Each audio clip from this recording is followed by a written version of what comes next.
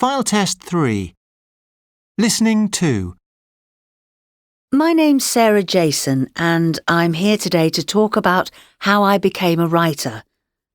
I guess I should start at the beginning, talk about what inspired me and why I decided to go for it and write my first story. Well, when I say my first story, I mean the first I wrote as Sarah Jason, the author, because the first ever story I wrote was very, very long ago when I was a child. I can't remember learning to read. I feel like I've always done it.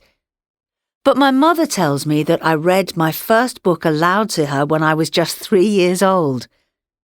Back then we didn't have tablets or e-readers, just old-fashioned paper novels. And my room was absolutely stacked with them.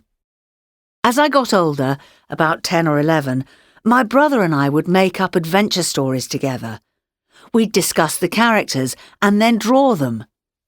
After that, we'd take turns to write paragraphs, or he would write the first half of the story and I'd write the second.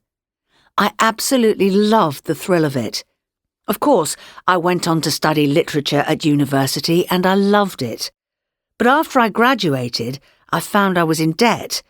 I needed a job to pay off my student loan, so I trained to be a teacher and began working in a secondary school. And although I quite enjoyed teaching, I missed being creative. So I decided to try writing a short story or two. I didn't have a lot of free time, but I realised that if I didn't do it then, I never would. So I'd just write a little each day, sometimes only a few lines. But it's not just the physical writing that makes you a writer. You have to use your imagination. You have to think and almost feel the story. The characters and plotline develop over time. So I daydreamed a lot, and I kept a notebook and pencil with me at all times. If I saw anything inspiring or interesting, I'd take notes. I wrote several short stories before I was brave enough to send one to a magazine to see if they would publish it. They rejected me, and so did the next magazine and the next. But I didn't give up. I read a lot, but I don't like everything I read. At first, when I was rejected by publishing houses, I felt like I'd failed. But then I realised that everyone has different tastes in literature. If they don't like my story, maybe someone else will. After several months of rejections, I finally got a story published by a magazine in North America. I was so thrilled. And would you believe it?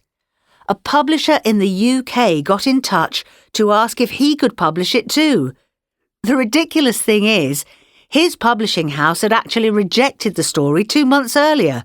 He didn't even realise. So that was the start of my career. I think a lot of people give up at the rejection stage, and that's understandable. But sad too, as it could be a missed opportunity. I won a couple of short story competitions, and then I started to feel like I was ready for my first novel.